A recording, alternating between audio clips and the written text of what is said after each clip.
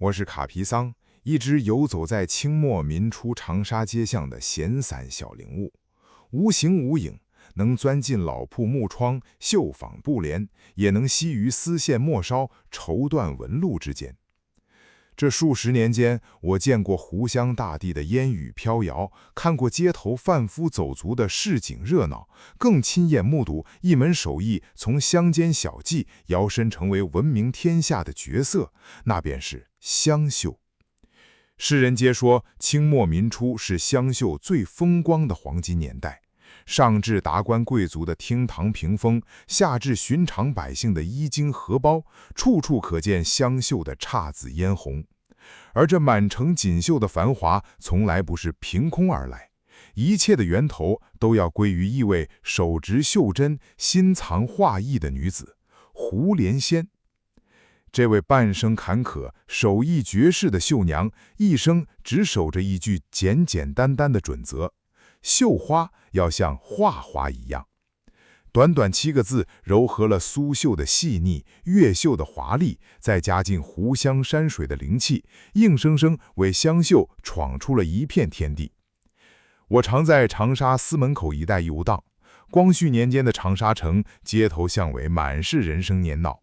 挑着担子的小吃贩吆喝着麻辣香干、糖油粑粑，酒楼茶馆的旗幌随风飘动，青石板路被岁月磨得赖亮。拐过几条弯巷，就能看见一间木质门面的铺子，牌匾上写着五彩霞绣庄5个柔润字迹。这便是胡莲仙一手开创的长沙第一间湘绣专属绣庄，也是整座湖湘锦绣梦的起点。胡莲仙的身世藏着几分辗转的温柔与倔强。他本非土生土长的湖南人，年少久居苏州，从小浸润在苏绣的雅致氛围里。不仅针法熟成，还通晓诗书画艺，一手毛笔字几笔水墨画，比寻常闺阁女子高出数分。后来远嫁湘阴，中年寡居，独自拉扯儿女长大，日子清苦无依。旧时女子谋生不易，手无寸铁，唯有一身绣艺，能为自己撑起一方衣食温饱的小天地。为了让绣品更好贩卖，她搬来长沙城，从天鹅堂的小小绣花寓起步，一步一步慢慢扎根。刚来长沙时，本地的民间绣艺还停留在旧式样式，针法单一，色彩艳俗，绣出来的花鸟呆板僵硬，山水没有层次，只图花俏热闹，毫无意境。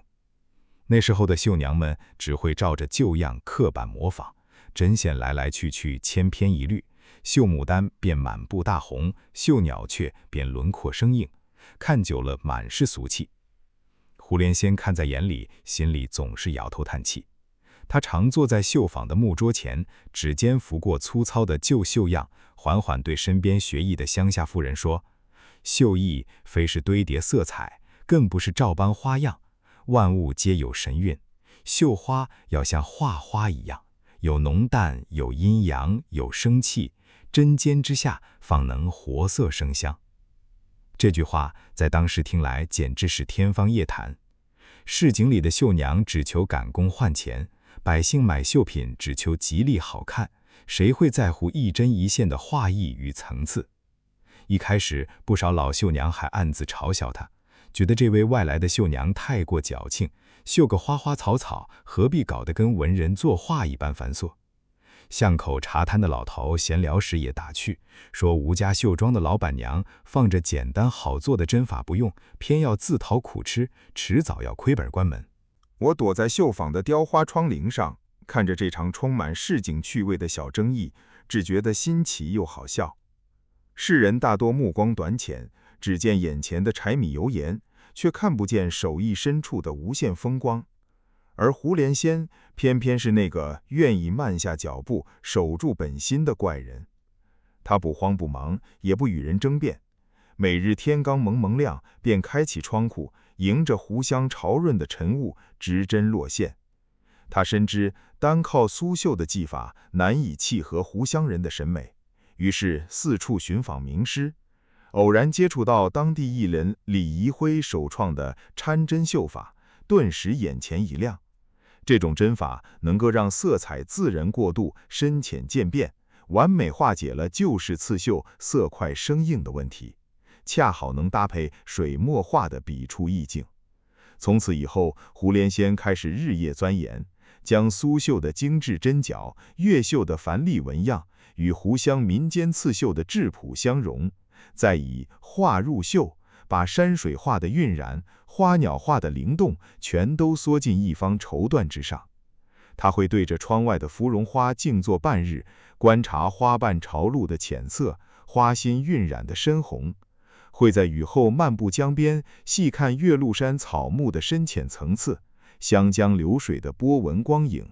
甚至会蹲在巷头，盯着麻雀跳跃的羽翼，记下羽毛纹路的软糯层次。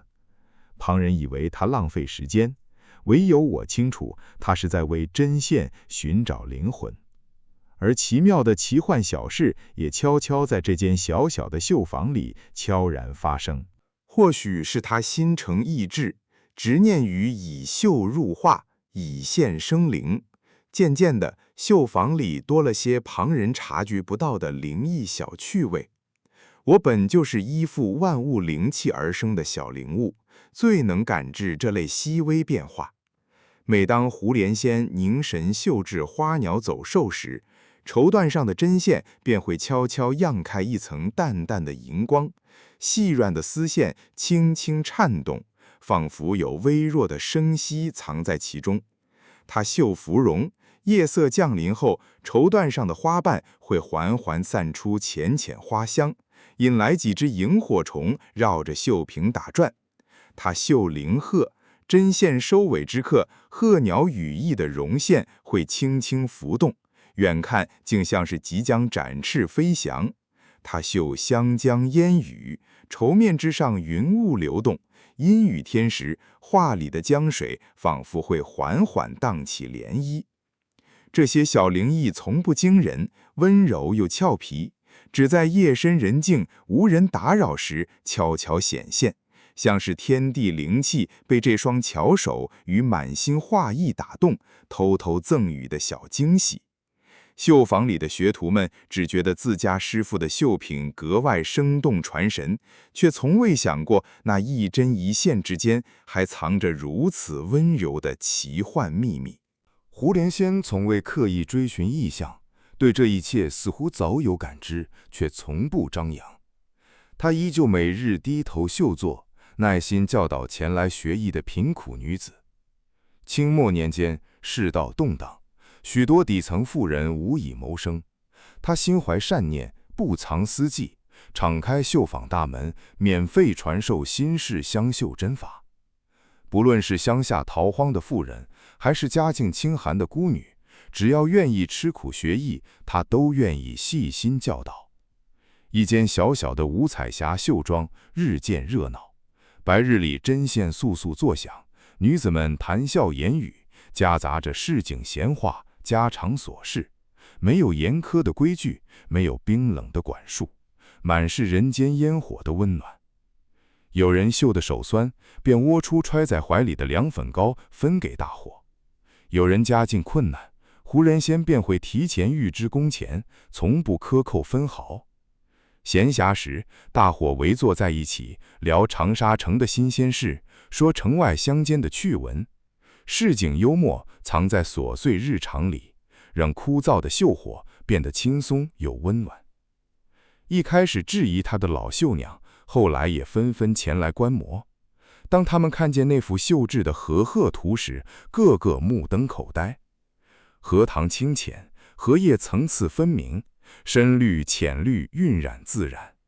白鹤立于水边，羽翼轻盈，眼神灵动，笔墨意蕴完全融于针线，远观是画，近赏是绣，真假难分。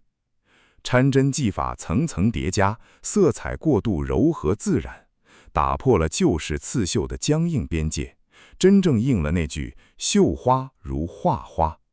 从此，湘绣的名声慢慢打响。五彩霞绣庄的绣品先是风靡长沙城，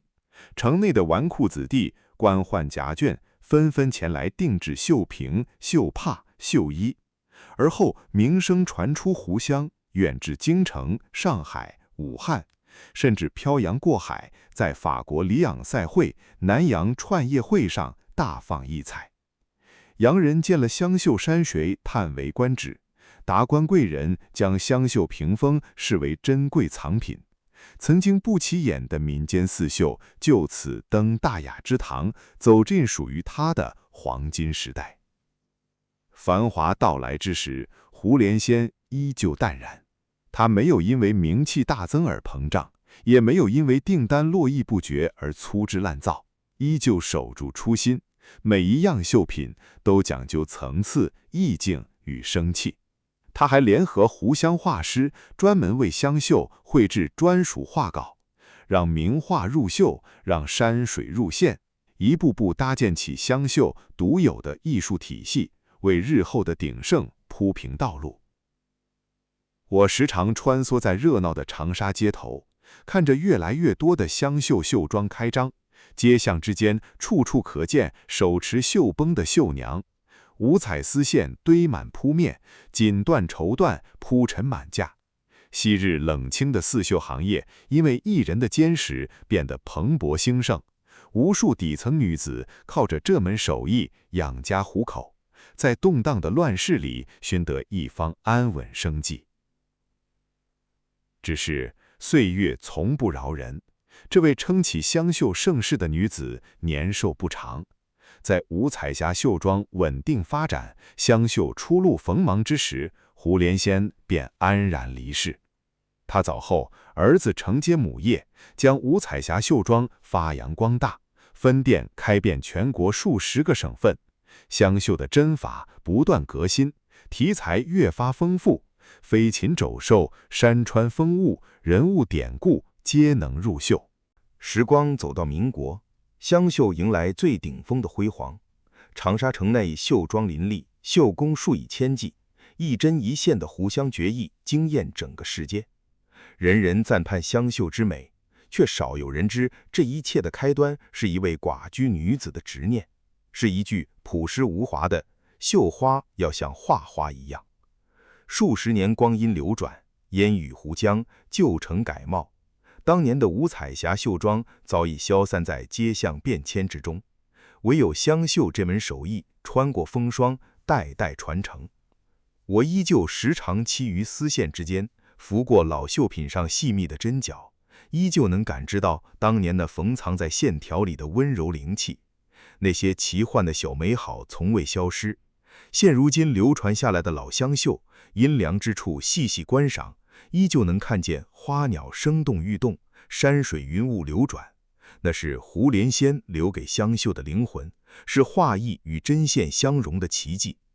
回首这段清末民初的锦绣岁月，没有惊天动地的传奇，只有一位平凡女子，以针为笔，以线为墨，以绸缎为纸，在市井烟火之中守住手艺的温柔与浪漫。她融合百家之长，打破陈规书府，用一辈子的坚持，让原本普通的民间刺绣蜕变成独树一帜的湖湘瑰宝。长沙的青石板路依旧留有旧时温度，巷陌之间仿佛还能听见当年绣坊里簌簌的针线声，听见女子们轻松的笑谈，听见那位莲心仙骨的绣娘缓缓诉说着最朴素的手艺真理。市井烟火养育手艺，温柔执念成就传奇。香绣的黄金年代是丝线织就的繁华，更是初心铸就的传承。而那一句绣花要像画花一样，跨越百年时光，依旧萦绕在每一寸锦绣之上，告诉世人，最动人的手艺从来不是刻意的雕琢，而是顺应万物之美，藏心意于针线，赋生气于锦缎，在人间烟火里绽放永不褪色的绝色风华。夜色渐深，窗外月色温柔，晚风轻轻拂过窗棂，世间纷扰慢慢沉静下来。今日的香绣旧事就娓娓讲到这里。那些藏在针线里的温柔与浪漫，就随着夜色悄悄安放。愿你今夜枕着温软月色入眠，梦里有江南烟雨，有香水莲花，有针线成画的温柔风景。夜色安宁，各位晚安。